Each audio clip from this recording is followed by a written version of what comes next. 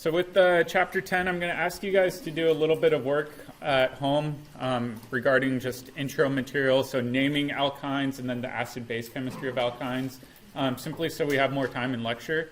The good thing is with naming alkynes, it is almost identical to alkenes.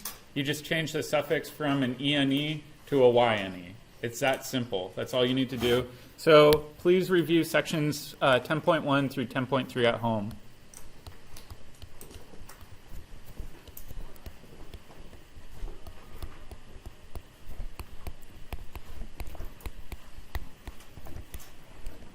And the reason that I'm doing this with some of these sections is just simply so we have more time to practice some more challenging concepts and so we have days to do review. So I'm going to ask you guys to do a little bit of material at home.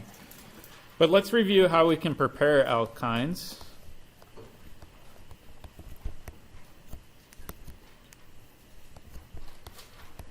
Let's do preparation of alkynes. It's pretty straightforward, and most of this relies on elimination chemistry. So let's do a little bit of review. Let's say we've got this starting material, where we've got a bromine coming off, and we want to make an alkene. What do we need in order for this reaction to occur if we want to do this elimination? Yeah, some sort of base, right? In this case, it doesn't even matter if the base is large or small. You've only got one type of beta proton. So you could use a large base, you could use a small base. It doesn't really matter. Typically, we use a base and some sort of heat. So I'll just write generic B with our negative charge. And we know that this would be an E2 reaction. However, this would also work with some E1 situations. So does it need to be a non-nucleophilic base? That's a good question. So the question was, should it be a non-nucleophilic base? If you're always trying to get the elimination product, it's a good idea to use a non-nucleophilic base. So something like sodium hydride, potassium butoxide, those are foolproof. They're not going to do any SN2 chemistry. All right, with alkynes, it's really similar. However, we're just going to do two elimination reactions, which means we need to have two different leaving groups. So one way of doing this is to have both leaving groups coming off of the same carbon, and then we're going to treat this with a base. Just like we saw with elimination chemistry, you have to deprotonate a beta position. So this base will come, grab this beta proton, clamp down, and eject off your leaving group.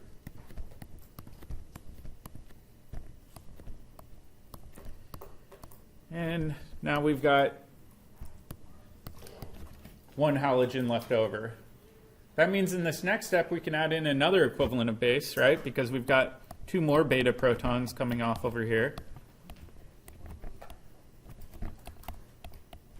And this base can come, grab a beta proton, clamp down, kick off our second halide, and give us our alkyne.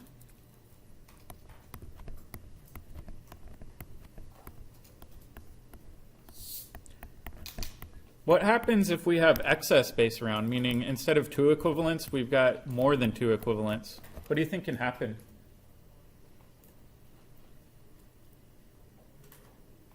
What's special about the proton coming off of an alkyne? It's acidic. Yeah, it's somewhat acidic, right? We said that the pKa of this proton is about 24. So it's relatively acidic in terms of protons coming off of carbons, right? So if you've got excess base, you can accidentally overshoot and end up forming what's called an acetylide ion, where you've got a negative charge coming off of here. So let's make a note of that. This is our acetylide ion. So what can we do if we want to reprotonate this? Yeah, just some sort of weak acid, right? So oftentimes with these reactions, what chemists do just to make their life easy is they throw a lot of base at the dihalide. They purposely overshoot it, and then at the end they just add in water to reprotonate it. It's a pretty simple reaction. So we'll go ahead and we'll say, hey, if we want to reprotonate this, let's just do a water workup. And in this workup, this acetylide will go back to our terminal alkyne.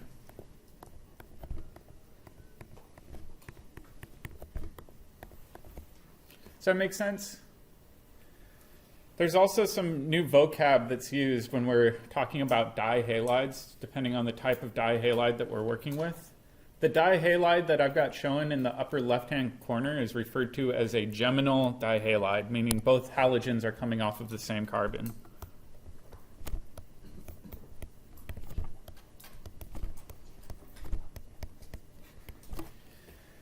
There's also another way to make alkynes where instead of having both halogens coming off of the same carbon, they could be off of neighboring carbons, right?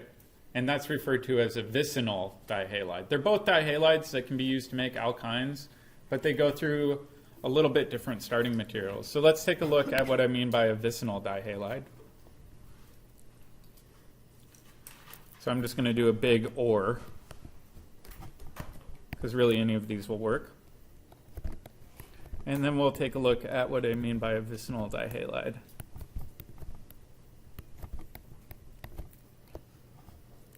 So this one has two halogens coming off adjacent carbons.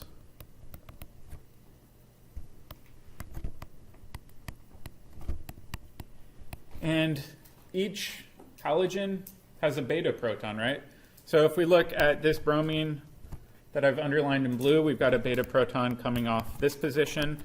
And if we look at this bromine that I've highlighted in red, we've got a beta proton in that red position, right? So this has two possible E2 elimination steps to give you an alkyne as well.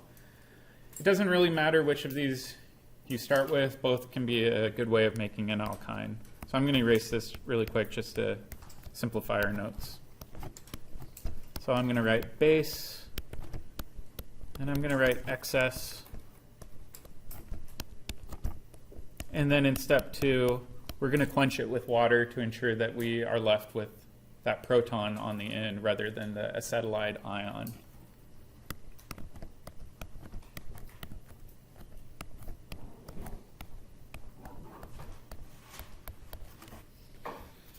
Does that make sense? The reactions are really similar to what we've seen, so really this is just an E2 done twice. It's pretty straightforward. Let's take a look at another reaction that's pretty straightforward. I think we have enough time to get into it. This is very similar to what we saw with alkenes, but this is hydrogenation of alkynes. So let's do a little review. If we want to convert an alkene into an alkane, what reagents do I need? Yeah, we need hydrogen gas, and what metal do we need? Platinum. Yeah, platinum or palladium. So we'll do H2, and then we usually use something like palladium or platinum, and we can reduce this to the alkane. For extra credit points, is this cis or syn or anti addition? Syn. So in this case, we're not forming new stereocenters, but if you are forming a stereocenter, be aware of that. You can try to do this reaction with alkynes. So let's take a look at what happens. So let's say I've got an alkyne that has two methyl groups coming off each end. And I throw this into the same conditions where I've got hydrogen gas and palladium. Let me clean this up. You could rationally say, well, maybe we'll add in one equivalent of hydrogen gas, and maybe we'll observe an alkene, right? So maybe we'd have two hydrogens that would be syn addition coming off of that alkene. The reality is this isn't observed.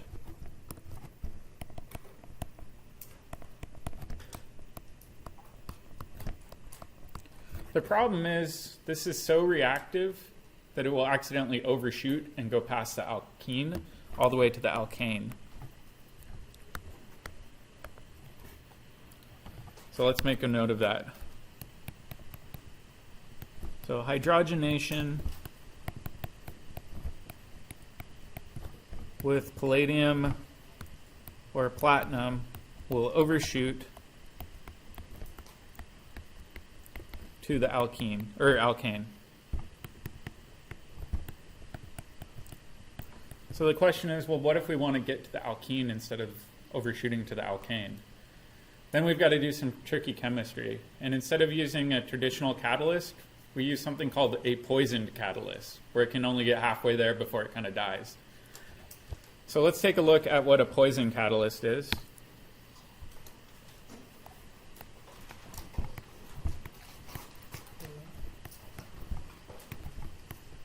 So used a poison catalyst to stop at the alkene. And typically these poison catalysts fall into two generic groups. The first one is Lindlar's catalyst, or variants of Lindlar's catalyst.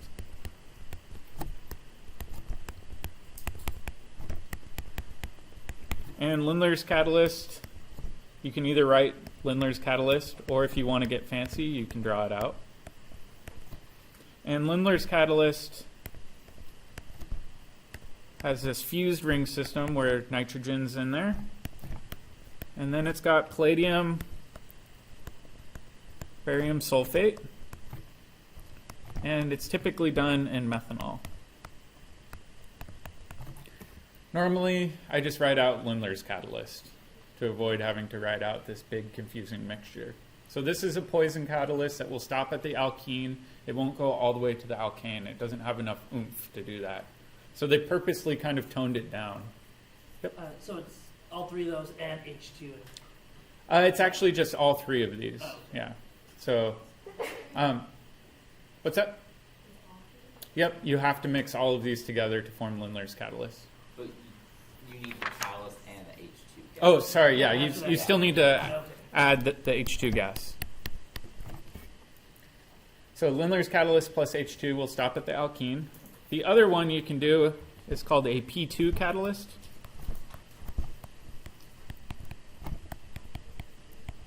And a P2 catalyst is a nickel-boron complex where you've got two nickels for every boron. And you can react this with hydrogen gas in order to stop at your alkene as well.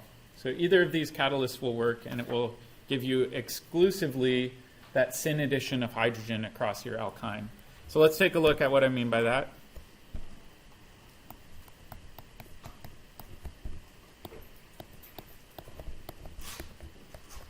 So we do H2 and Lindlar's catalyst.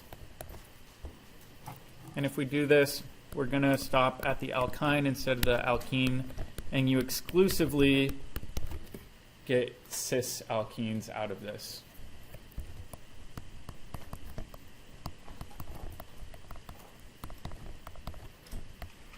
I guess I don't even need quotes around it.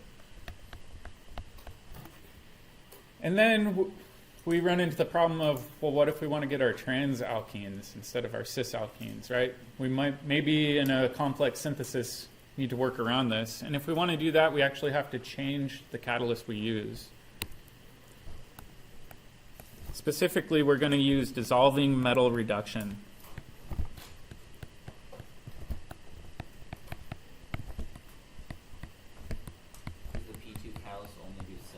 Yeah, P2 will only do cis as well.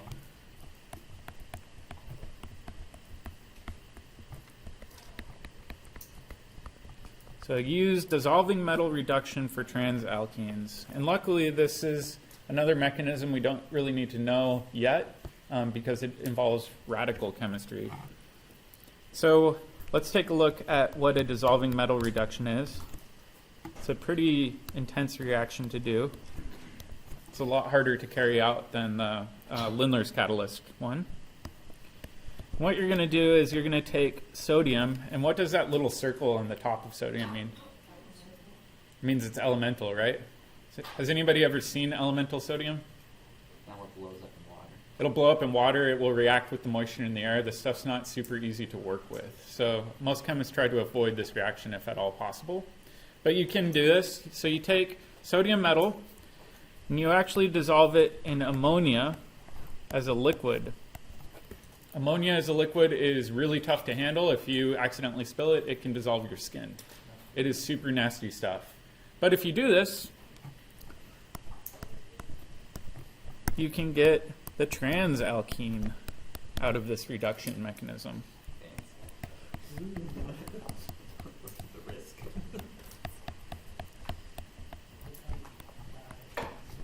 Not cis.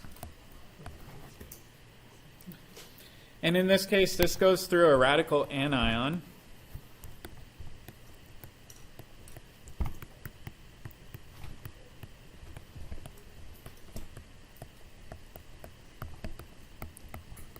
And we'll discuss this mechanism later.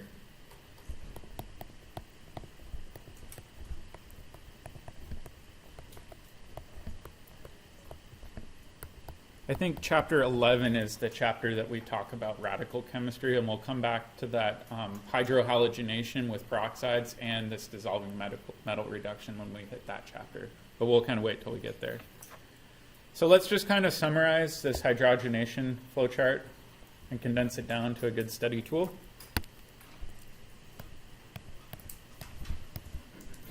If we want to go straight to an alkane, we said we can do hydrogen gas and what? Yeah, we can use palladium or platinum. It doesn't really matter. And then what if I want to form my cis alkene? Oh, yes. Yeah, we need Lindlar's catalyst. So I'll write Lindlar's and H2. And then what if I want to go from my alkene to the alkane? Yeah, we can just reduce it using H2 and palladium. So that's pretty straightforward. And then the last one we saw today was if we want to form our trans alkene, we have to do a fancy dissolving metal reduction that involves sodium metal and what? Yeah, NH3 as our liquid. Pretty harsh conditions, and same thing with this. We can reduce this to an alkene by using H2 and palladium or platinum. So really this is our nice summary reaction of all of the hydrogenation reactions we can do with alkenes and alkanes. This will become really useful when we get into synthesis reactions, specifically because there will be reactions where you need to interconvert between alkenes and alkynes, or alkynes and alkanes, or alkenes and alkanes. And what we'll do later is I'll give you guys a big poster, and you guys will make a reaction map where it looks a lot like this, where you try to connect all of your functional groups using various arrows, and we'll kind of build that up as the term goes along. But we'll wait until the end of this chapter before we start working on our reaction map. Is that the thing in the WTC? Do they have one in the I WTC? think they had something like that. It's a good study tool, though, so we'll get started on that, I think, next week. All right, I'll see you guys in lab, and remember, if you haven't finished sapling, you can email me, and I can give you a one-time extension. Now debating whether they could be